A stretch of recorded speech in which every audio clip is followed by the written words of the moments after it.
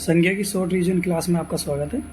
संज्ञा 5 प्रकार की होती हैं: जातिवाचक संज्ञा, व्यक्तिवाचक संज्ञा, भाववाचक संज्ञा, समूहवाचक संज्ञा और द्रव्य या पदार्थवाचक संज्ञा। संज्ञा एक विकारी शब्द है। इसकी परिभाषा है किसी प्राणी, वस्तु, गुण आदि स्थान का जो बोध कराए उसे संज्ञा कहते हैं। संज्ञा सम प्लस ज्ञा 2 शब्दों से मिलकर बना है। जैसे एक सेंटेंस है, अयोध्या सरयू नदी के किनारे बसा है। क्रोध इंसान को पागल बना देता है। तो इसमें क्या है, इसमें हमें संज्ञा के अलग अलग प्रकार दे रखे हैं। जैसे अयोध्या है, एक स्थान के बारे में वो रखी है बात, तो स्थान क्या है, ये एक संज्ञा है। सरयू ये नदी है, यहाँ पे भी एक संज्ञा है, नाम दे रखा है किसी नदी का। क्रोध भी एक संज्ञा है, इसमें भाववाचक संज्ञा है। इंसान पे क्या है, जातिवाचक संज्ञा, क्योंकि इंसान बहुत सारे होते हैं। और पागलपन क्या है, एक भाव है, तो इसलिए इसमें मतलब पागलपन एक गुण दर्शाता है, तो ये भाववाचक संज्ञा है। इसमें अयोध्या और सरयू जो है, अयोध्या व्यक्तिवाचक संज्ञा है, सरयू भी व्यक्तिवाचक संज्ञा, क्योंकि अयोध्या एक ही जगह का नाम है, एक शहर का नाम है, और पर्टिकुलर किसी एक चीज़ का जो नाम होता है उसे व्यक्तिवाचक संज्ञा कहा जाता है। क्योंकि एक जैसे और अयोध्या नहीं है, सरयू भी नदी एक ही है, उस जैसी कोई और सरयू नदी नहीं है, इसलिए ये भी व्यक्तिवाचक संज्ञा दोनों हो जाएगी। नीचे एक सेंटेंस लिखा हुआ है, रमन और श्याम अच्छे मित्र हैं। तो रमन क्या है, यहाँ किसी पर्टिकुलर का नाम है। रमन नाम के एक नाम के बहुत सारे व्यक्ति जरूर हो सकते हैं, बट रमन जिसके बारे में बात हो रही है वो कोई सिंगल कोई पर्सन होगा, इसलिए क्या है, व्यक्तिवाचक संज्ञा है। श्याम भी क्या है, व्यक्तिवाचक संज्ञा, और दोनों अच्छे मित्र हैं। मित्रता बहुत लोगों के बीच में होती है, इसलिए जातिवाचक संज्ञा। जैसे एक सेंटेंस में दे रखा, पीतल के बर्तन में खाना खाओ। तो पीतल क्या है, पीतल यहाँ पे द्रव्यवाचक संज्ञा है। और बर्तन क्या है, बर्तन जातिवाचक संज्ञा है, क्योंकि बर्तन एक जैसे बहुत सारी बर्तन होते हैं, उनको हम सभी को बर्तन ही बोलते हैं। कटोरा हो गया, गिलास हो गया, सबको बर्तन ही बोलते हैं, इसलिए वो जातिवाचक संज्ञा में आ जाएगा। इसी तरीके से रचना, व्युत्पत्ति, आधुनिक के आधार पर संज्ञा के 3 भेद: जातिवाचक संज्ञा, व्यक्तिवाचक संज्ञा और भाववाचक संज्ञा। संज्ञा के मूल रूप जो हैं 2 प्रकार के हैं, यथार्थवाचक संज्ञा और भाववाचक संज्ञा। यथार्थवाचक संज्ञा में ही 5 प्रकार आ जाते हैं, 4: जातिवाचक, व्यक्तिवाचक, समूहवाचक और द्रव्यवाचक। और जो ये चौथा 5वां बच जाता है भाववाचक संज्ञा, ये अदृश्य होती है। मतलब अगर संज्ञा के मूल रूप के प्रकार पूछे जाएं तो 2 बताए जाएंगे इसमें। यथार्थवाचक जो कि दृश्य होते हैं, इसमें आपके 4 प्रकार हो गए, जाति, व्यक्ति, समूह और द्रव्य। और भाववाचक में ये अदृश्य होता है, मतलब हम किसी चीज़ का जो भाव लेते हैं उसको भाववाचक संज्ञा से दर्शाते हैं। प्राचीन हिंदी के अनुसार संज्ञा के 5 भेद हैं। पहले देखिए, जातिवाचक संज्ञा। जिन संज्ञा शब्दों में किसी वस्तु या व्यक्ति की पूर्ण जाति का बोध हो उसे जातिवाचक संज्ञा कहते हैं। इसके लिए आपको याद करने की ट्रिक है कि जातिवाचक संज्ञा जो भी होगी दृश्य होगी, बहुवचन होगी और जिसके जैसे और होंगे। जिसके जैसे और का मतलब है कि कोई गिलास है, तो गिलास क्या है, दृश्य है, बहुवचन है। गिलास ऐसा नहीं है एक ही गिलास है पूरी दुनिया में, बहुत सारे गिलास हैं, और गिलास जैसे बहुत सारे और भी गिलास हैं, इसलिए वो क्या है, एक जातिवाचक संज्ञा है।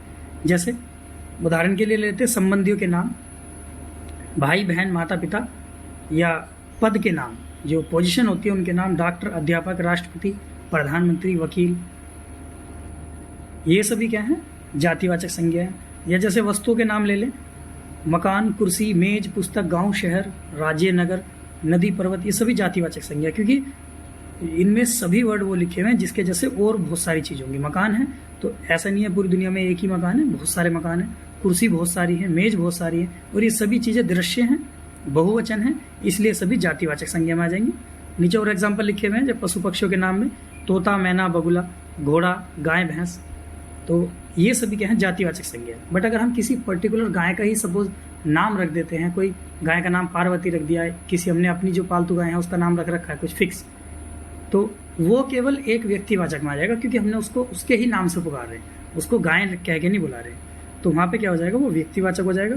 बाकी ये सभी जातिवाचक संज्ञा में आ जाएंगे। नेक्स्ट देखते हैं, जैसे यहाँ पे सेंटेंस लिखा हुआ है हमारे देश में जयचंदों की कमी नहीं है। तो जयचंदो, ये जो पर्टिकुलर जयचंद जिसका नाम है उसके बारे में बात नहीं हो रही, जयचंदो यानी उसके जैसे जो और लोग हैं उनके बारे में बात हो रही है, इसलिए क्या है, जातिवाचक संज्ञा। इसी तरीके से कलयुग में हरिश्चंदों की कमी नहीं है, ये राजा हरिश्चंद्र की बात नहीं हो रही जो सत्यवादी है, ये उनके जैसे जो वे हैं, सच बोलने वाले इंसान हैं, उनको हरिश्चंद्र से तुलना की जा रही है, इसलिए यहाँ पे हरिश्चंदो भी क्या है वर्ड, ये जातिवाचक संज्ञा। दूसरा है व्यक्तिवाचक संज्ञा। व्यक्तिवाचक संज्ञा में जो शब्द किसी स्थान, वस्तु या व्यक्ति के नाम का बोध कराते हैं उन्हें व्यक्तिवाचक संज्ञा कहते हैं। इसकी भी ट्रिक वही है, ये दृश्य होगा बट ये एक वचन होगा, उसमें बहुवचन था, ये एक वचन होगा और दुनिया में अकेला होगा, इसमें उसके जैसे दूसरी चीज दुनिया में नहीं होगी, इसलिए वो व्यक्तिवाचक संज्ञा कहा जाएगा। जैसे उदाहरण, किसी भी देश का नाम, भारत पूरी दुनिया में एक है, चीन पूरी दुनिया में एक है, अमेरिका पूरी दुनिया में एक है। जो चीज पूरी दुनिया में एक है पर दृश्य है वो सभी क्या आ जाएंगी, व्यक्तिवाचक संज्ञा में आ जाएंगी।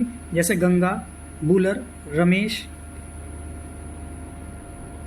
रामायण, दैनिक जागरण, अमर उजाला, ये सब चीजें, महाभारत, कोमल, कुरान, बाइबल, सभी चीजें जो हैं ये दुनिया में एक हैं, एक वचन है और दृश्य हैं, इसलिए सभी व्यक्तिवाचक संज्ञा में आ जाएंगी। और भाववाचक संज्ञा, जिन संज्ञा शब्दों में किसी वस्तु का भाव, गुण, दशा आदि का बोध हो वे सभी भाववाचक संज्ञा में आती हैं। जैसे भाववाचक संज्ञा की जो याद करने की ट्रिक है, भाववाचक संज्ञा सभी अदृश्य होंगी और गणना नहीं कर सकते, मतलब उनकी कोई काउंटिंग नहीं कर सकते, ना ही वो एक वचन होगी ना बहुवचन होंगी, उनकी कोई काउंटिंग नहीं होगी हो सकती। तो भाववाचक संज्ञा का 5 प्रकार से निर्माण होता है। पहला है जातिवाचक से भाववाचक संज्ञा बनाना। जैसे मनुष्य जातिवाचक संज्ञा है, मनुष्य को अगर भाववाचक बनाना तो इसको क्या कर देंगे, मनुष्यता, इंसान को इंसानियत, मित्र को मित्रता, बूढ़े को बुढ़ापा, स्त्री को स्त्रीत्व, पशु को पशुता, लड़का को लड़कपन।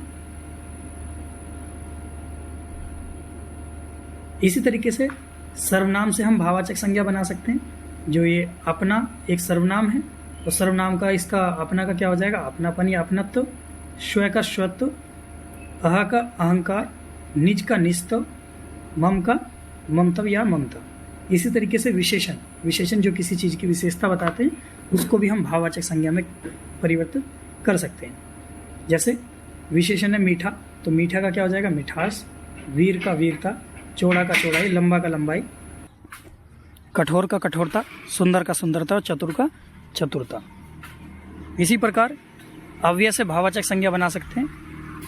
जैसे दूर से दूरी, शराब से शराबी, या शाबाश से शाबाशी, समीप से समीपता, निकट से निकटता, क्रिया से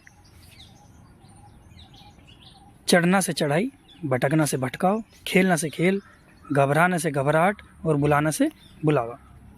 नेक्स्ट है समूहवाचक संज्ञा या समुदायवाचक भी बोलते हैं इसे। जिन संज्ञा शब्दों से एक ही जाति की वस्तुओं के समूह का बोध हो उन्हें समूहवाचक संज्ञा कहते हैं। जैसे परिवार, सेना, संघ, झुंड, गुच्छा, देर, दल, कक्षा, गट्ठर, मतलब जो चीज़ बहुत सारी चीज़ों को जोड़ के बनाई जाती है, चाहे वो सेना हो चाहे परिवार हो, जो बहुत सारी चीज़ों को जोड़ के चीज़ें बनाई जाती हैं वो सभी क्या आ जाएंगी, समुदायवाचक में आ जाएंगी। और लास्ट है हमारा द्रव्यवाचक संज्ञा यानी पदार्थवाचक। जिन संज्ञा शब्दों से किसी ऐसे पदार्थ या द्रव्य का बोध होता है जिन्हें हम नाप या तोल सकते हैं परंतु गिन नहीं सकते, उन्हें द्रव्यवाचक बोलते हैं। यानी जो लिक्विड चीज़ें हैं वे सभी द्रव्यवाचक में आ जाएंगी, जिनको हम काउंटिंग नहीं कर सकते, नाप के या तोल के ही हमें पता चल सकता है कि ये कितना इसका वेट है या कितनी इसकी क्वांटिटी है, तो वो सभी क्या आ जाएगी। जैसे सोना, चांदी, तांबा, लोहा, पीतल, दूध, दही, घी, तेल, मक्खन, पानी, तेजाब आदि। तो इसी तरीके से संज्ञा का ये रिवीजन हमारा 10 मिनट में शॉर्ट क्लास में हो गया पूरा। नेक्स्ट वीडियो आपको जिस भी टॉपिक पे आप चाहेंगे उसके लिए कमेंट में बता देना, अदरवाइज़ मैं अपने हिसाब से हर एक वीडियो बना के देता रहूँगा। हिंदी के सभी चैप्टर्स की शॉर्ट वीडियो मात्र 5 से 10 मिनट के बीच में मिल जाएगी आपको। धन्यवाद।